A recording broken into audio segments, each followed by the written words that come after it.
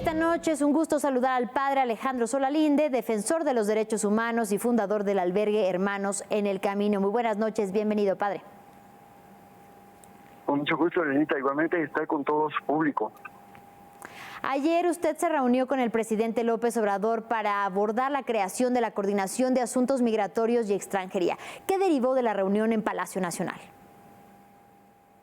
Bueno, antes déjeme decirle que tuve un desayuno con el embajador de Guatemala en su casa, en su residencia, y tratamos varios asuntos, entre ellos la cuestión de Juárez, de la tragedia de Juárez, de los hermanos guatemaltecos que fueron víctimas de eso. También hablamos de sedes, realizamos una sede de un consulado en Ixtepec. Hablamos de una próxima reunión de hermanamiento entre Guatemala, Belice y México, lo cual yo informé ahorita al presidente también. Y bueno, después ya tuve la cita con el señor presidente ahora y le traje un avance por escrito de lo que ya esta pequeña comisión, comisión de arranque de la coordinación nacional de asuntos migratorios y extranjería está haciéndole de un avance y lo revisó de la primera página a la última página y estuvo haciendo preguntas, tuvimos bastante tiempo y después preguntó otras cosas que le contesté y quedamos que ya la próxima semana, porque eso va a ser seguido, la próxima semana vamos a reunirnos miércoles o jueves o miércoles y jueves y le voy a presentar el avance que ya colegiadamente estamos haciendo miembros de este consejo. ¿Y cuáles son esos puntos principales contenidos en el documento que presentó y discutió con el gobierno federal, padre? Bueno, el primero, ya la transición de un esquema de seguridad a un esquema de derechos humanos. Una estructura de seguridad con todo lo que se implica, ¿verdad? Las estaciones migratorias convertidas en cárceles, pues ahora tendrán que transformarse y la estructura también. Obviamente él instruirá para que se haga cómo, porque justamente ahora que yo vaya en la próxima semana que nos veamos, él precisó que van a recibir la información nueva que le demos, pero también va a precisar los cómo. Él va a dar las directrices para ver cómo se podrían hacer. Eso. Un punto importante es el fortalecimiento de la participación. Por ejemplo, en seguridad no hay manera de hacerlo, participación ciudadana, no hay manera. Simplemente se imponen las medidas emergentes y punto.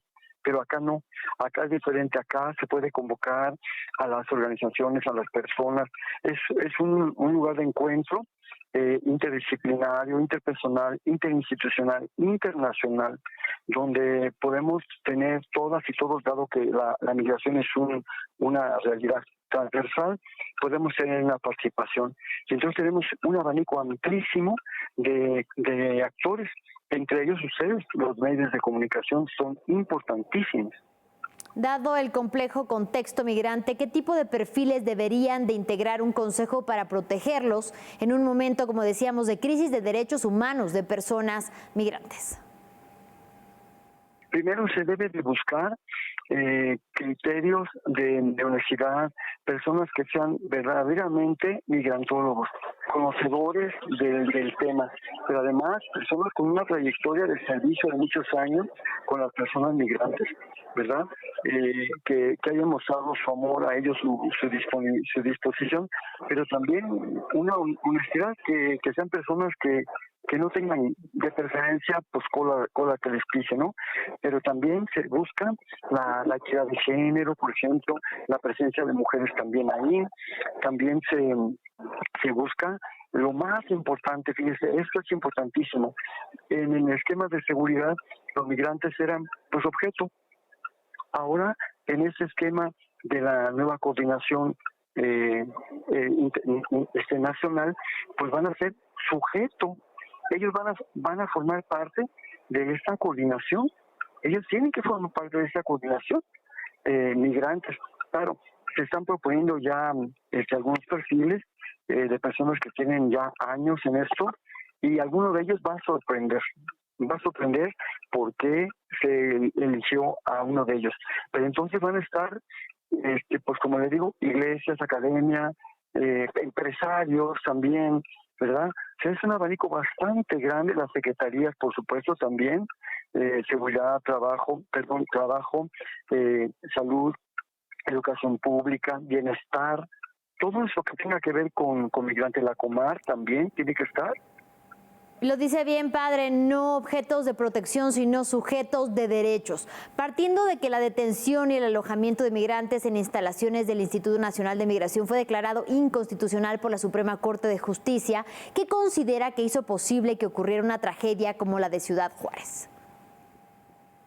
Bueno, esos tienen que desaparecer. Pero regreso al desayuno con el embajador. El embajador y su servidor hablamos de 4 cosas muy importantes. En primer lugar, el esclarecimiento de los hechos, la verdad. Segundo, justicia. Tercero, resarcimiento de daños. Y cuarto, la no repetición. Esta coordinación nacional de asuntos migratorios y extranjería garantizaría la no repetición, porque simplemente las estructuras que generaron esta crisis desaparecerían totalmente. Por otra parte, ¿qué ocurre en países como México y las naciones centroamericanas que, lejos de aprovechar las bondades de la migración, está fuertemente criminalizada? Parece ser un delito. Bueno, yo pienso que esta coordinación va a incidir en la conciencia de la gente, despertando la solidaridad, sin dejar a un lado la subsidiariedad que debe haber, pero sí la solidaridad entre la gente, la sociedad social. Recuerden que los mexicanos somos solidarios, ayudamos. Y yo en lo personal tengo la experiencia de que la prensa, los medios de comunicación, en lo que respecta a migrantes, han sido increíblemente solidarios. Inclusive yo puedo asegurar que salvaron mi vida más de una vez gracias a la prensa. Salvaron mi vida porque calentaron la plaza y la gente, los malandros, se tuvieron que retirar. Y por lo pronto no me mataron. Y la prensa ha sido sensible, me consta, como los legisladores también de todos los partidos, porque no podemos decir que un partido nada más es el que es humano y solidario. No, tratándose de los migrantes, decía un senador priista, no hay colores para eso. Tratándose de migrantes no hay colores, y lo cumplieron en la ley migratoria de 2011, donde todos los partidos votaron por la ley migratoria, todo por unanimidad, ningún voto en contra, ninguna abstención y ninguna reserva de ley. Bueno, partiendo de la idea de que México es un país de origen, tránsito y destino migrante. Dicho esto, padre, ¿en qué medida ha recrudecido la situación de violación de derechos humanos de los migrantes, el endurecimiento de los controles de seguridad en la frontera con Estados Unidos y nuestro país? Elenita, todo eso también tiene que cambiar, porque mire, para empezar, México tiene que tomar un acuerdo tripartita, que no lo tiene, porque el TME se fijó en los salarios de los trabajadores, pero no llegó a ningún acuerdo migratorio. Y se tiene que lograr con Canadá, con Estados Unidos y con México. Y tiene que lograrse eso. Estados Unidos tiene que llegar, si no quiere él hacer una reforma migratoria, como Nancy Pelosi, me consta en el Congreso, yo la vi, personalmente la escuché en 2013 en el Congreso en Washington. Ella dijo, necesitamos una reforma migratoria, y no apoyó el Congreso. Entonces, en ese contexto yo creo que Estados Unidos tiene que reunirse con México y tiene que aceptar, reconocer a los migrantes como trabajadores internacionales, que no lo hace y tampoco Canadá. Entonces México tendrá que decirle, mira, tú tienes que aceptar tu responsabilidad y hacer mecanismos en donde tú puedas decir, te acepto o no te acepto, físicamente o virtualmente contestable. No quieren, entonces México hará un plan B con ellos, con los migrantes, para proponerles 2 cosas. Una, si gustan retornar a su país, les podemos ayudar, ahora sí verdaderamente, con un retorno asistido y no deportación. O bien, quedarse en México con todas las posibilidades y probabilidades que este país maravilloso les ofrece. Pero la decisión la tendrán ellos. En un momento en el que los migrantes se encuentran en las calles, inclusive ya de la Ciudad de México, esperando una visa humanitaria para poder encontrar trabajo, ¿considera, padre, que México tiene realmente la capacidad de recibir y poder resguardar, que no mantener a los migrantes cuyo destino final es Estados Unidos? México no tiene que mantener a nadie. Los migrantes no son mantenidos, son la gente más trabajadora que se puedan imaginar. México, como cualquier país, se beneficiaría económicamente con la presencia de ellos, con el trabajo de ellos, porque son muy trabajadores. Pero por supuesto que no, ellos no quieren quedarse, no hay opción. México es un país, usted lo sabe y yo lo sabemos, que con México no hay dos de verdad, y tiene unas posibilidades, una potencia México, pero simplemente no está en sus motivaciones. Entonces ellos tienen una alternativa legal que les vamos a ofrecer. Una, volver a su país de origen, están en su derecho, o quedarse en México y trabajar y estudiar, integrarse como todos. Porque la otra, intentar otra vez con Estados Unidos. Estados Unidos tiene medidas coercitivas muy fuertes y le va subiendo de grado al delito. La primera es una ilegalidad. La segunda ya es felonía. La tercera ya es cárcel. Y yo no creo que ellos quieran hacer eso. Aunque más de uno sí lo intentaría, Elenita. Y finalmente, ¿qué hace tan vulnerables a los migrantes, pero sobre todo a mujeres, niñas y adolescentes en manos del crimen organizado? El crimen organizado no es más que la parte de una sociedad y de unos negocios que también Estados Unidos tiene que ver con eso. Porque Estados Unidos también administra esos negocios y administra la migración y administra muchas cosas que ya sabemos.